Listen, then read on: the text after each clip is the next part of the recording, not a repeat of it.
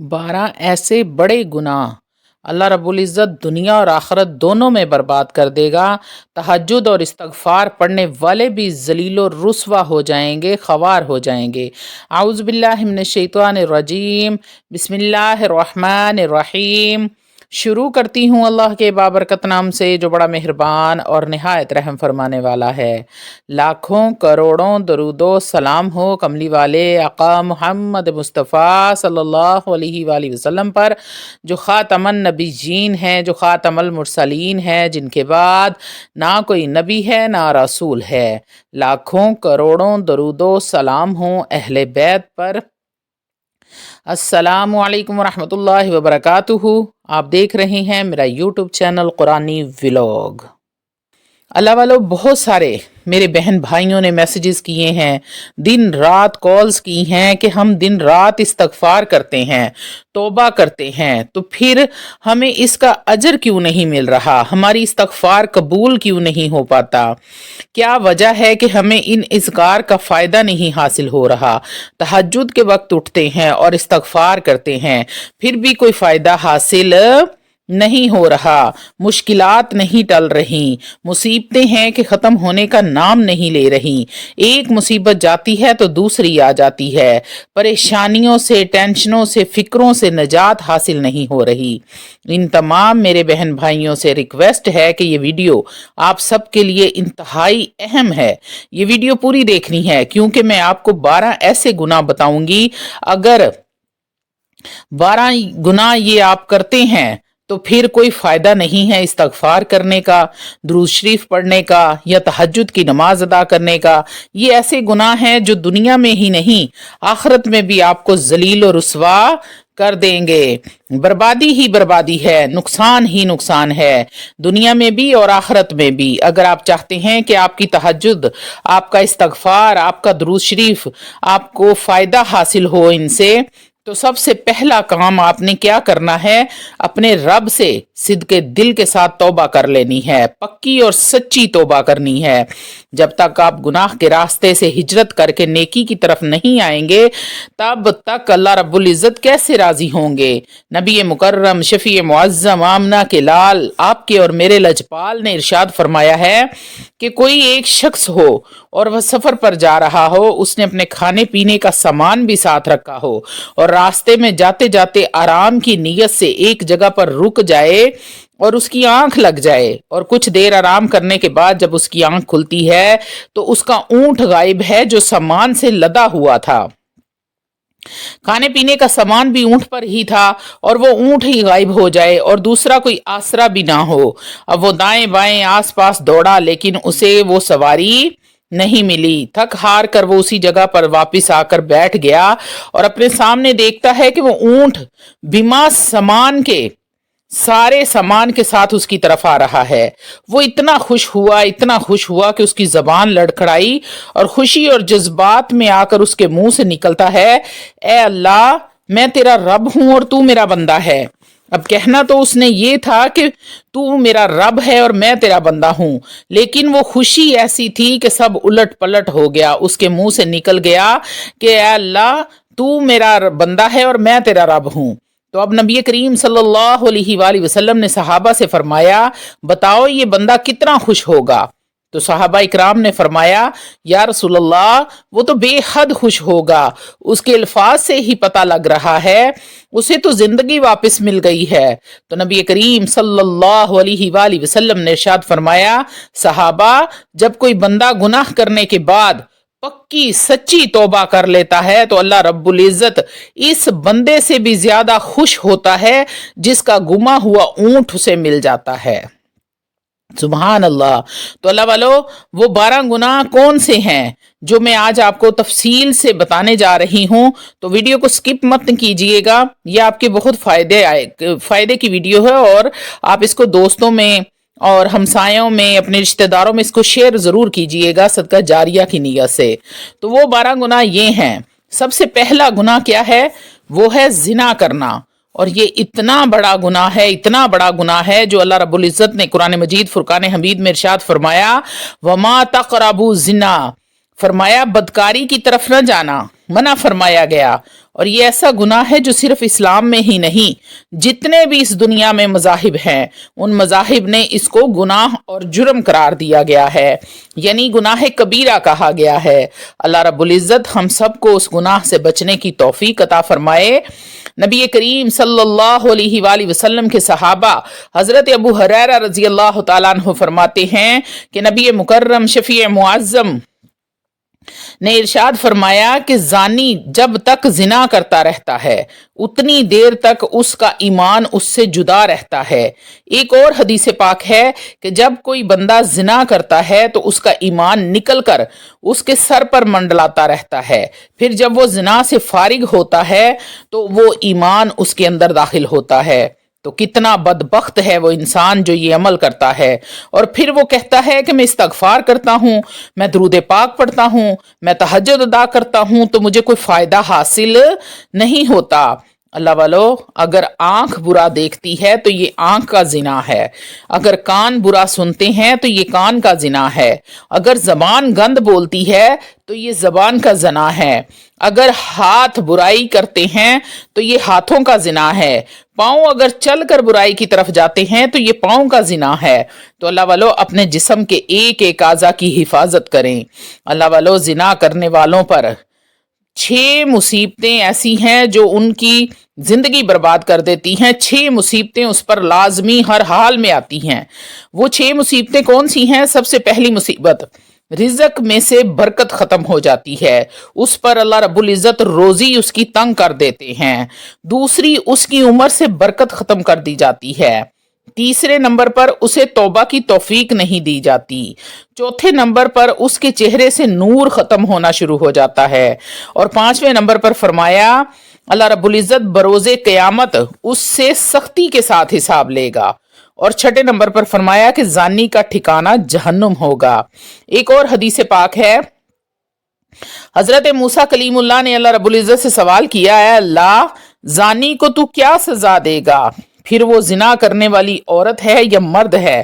تو اللہ رب العزت نے فرمایا، اے میرے کلیم، اے موسیٰ، میں زانی کو ایسی وزنی زرہ پہناؤں گا جو آگ کی زرہ ہوگی۔ وہ آگ کی زرہ اتنی وزنی ہوگی کہ اگر کسی پہاڑ پر ڈال دی جائے تو پہاڑ بھی ریزہ ریزہ ہو کر بکھر جائے گا۔ تو ڈریں اللہ کے عذاب سے۔ اللہ والو، دوسرا بڑا گناہ جو ہم لوگ کرتے ہیں وہ کیا ہے؟ وہ گناہ یہ ہے کہ کسی سے قرض لیا اور اس کو واپس نہ کیا۔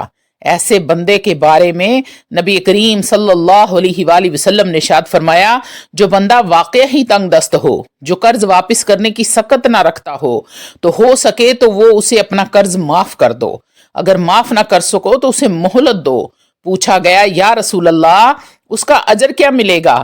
تو نبی کریم صلی اللہ علیہ وآلہ وسلم نے ارشاد فرمایا کہ جب کوئی بندہ مقروض کو مہلت دیتا ہے، اس کی تنگ دستی کی وجہ سے معاف کر دیتا ہے اس کے قرض کو، تو کل قیامت کا دن ہوگا، نفسا نفسی کا عالم ہوگا، زمین تانبے کی، سورج سوا نیزے پر ہوگا، لوگ اپنے اپنے گناہوں کی وجہ سے، برے اعمال کی وجہ سے اپنے پسینے میں غوطے کھا رہے ہوں گے۔ تو فرمایا جو بندہ مقروض کو مہلت دے گا، جو تنگ دست کو قرضہ معاف کر دے گا، تو فرمایا قیامت کے دن اللہ رب العزت اپنے عرش کا سایہ اس بندے پر نصیب فرمائے گا۔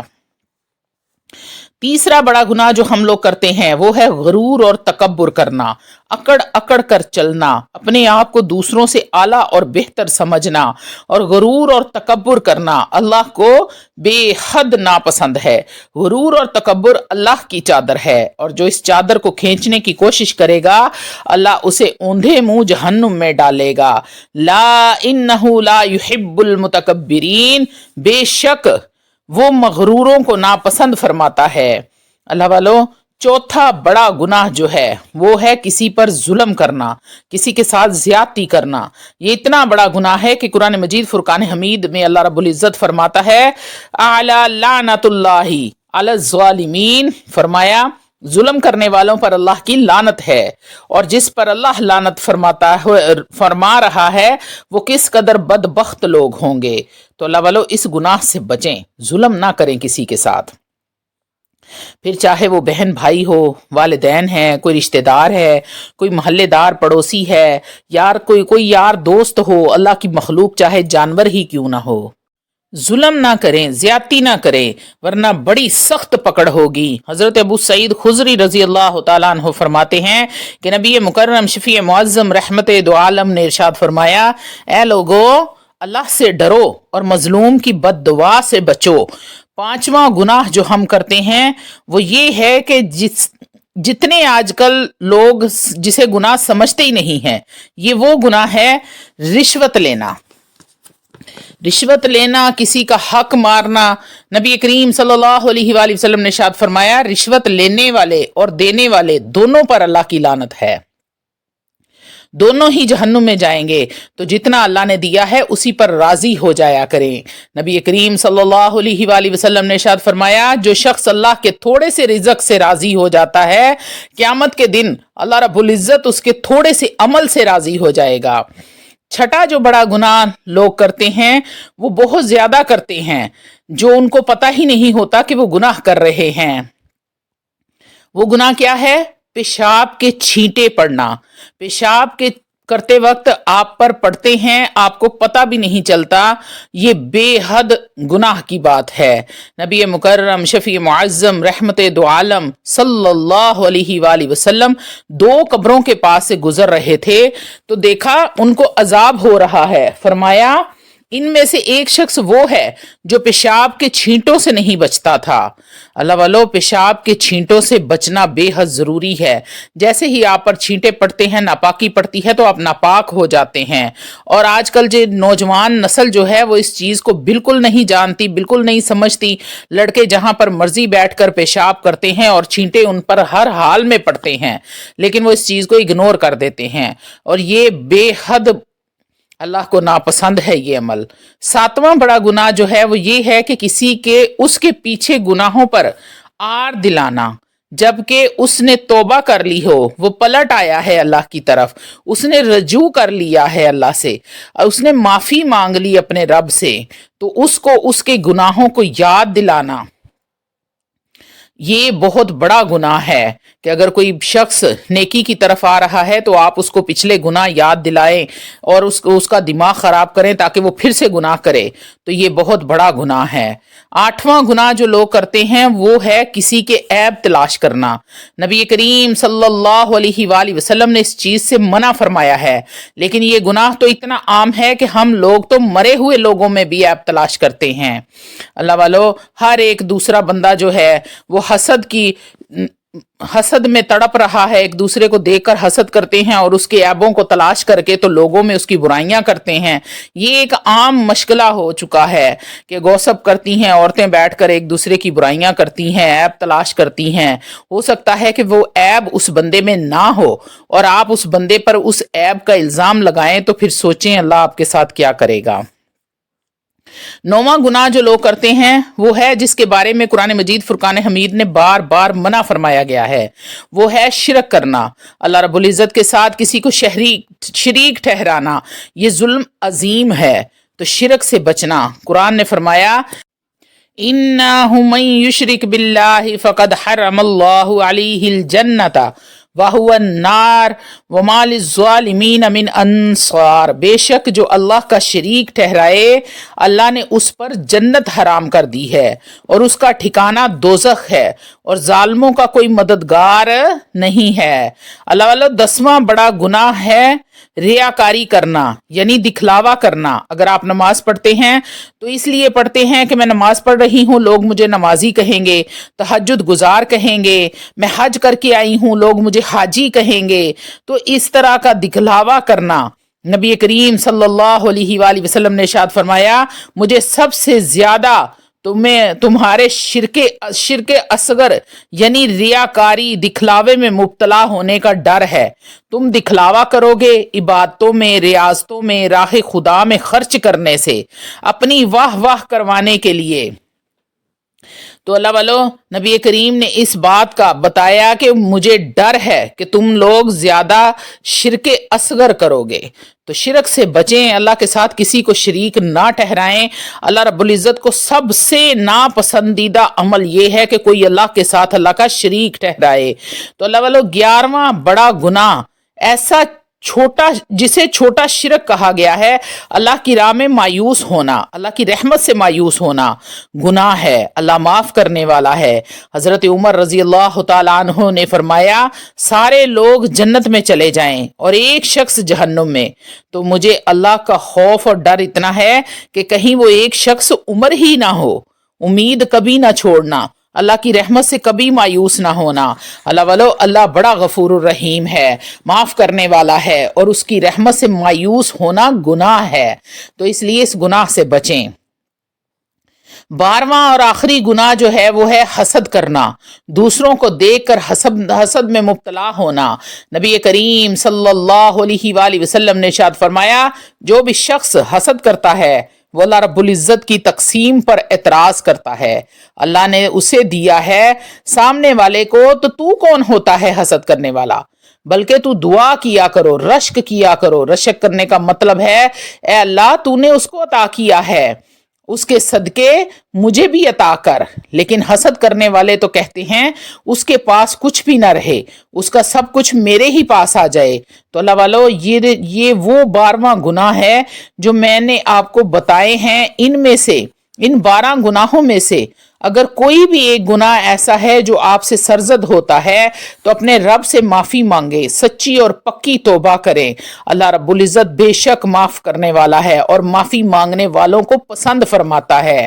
تو امید کرتی ہوں کہ میرے بہن بھائیوں کو وہ بڑے 12 گناہ جو عام کی روٹین میں آپ لوگ کرتے ہیں، ہم لوگ کرتے ہیں، ہمیں پتہ بھی نہیں ہوتا کہ ہم نے یہ گناہ کیا ہے، تو آپ کو سمجھ آ گئی ہوگی۔ اگر اس میں سے کوئی ایک بھی گناہ کے آپ مرتب ہوتے ہیں تو اپنے گناہ سے معافی مانگے، توبہ کریں، اللہ معاف کرے گا، اور دوبارہ سے پکی سچی توبہ کر لیں کہ دوبارہ اس گناہ کو ہم نہیں کریں گے، تو انشاءاللہ تعالی اللہ رب العزت آپ کو معاف فرما دے گا، اور اللہ رب العزت آپ کا اور میرا حامی و ناصر ہو۔ آخر دعوانا الحمدللہ۔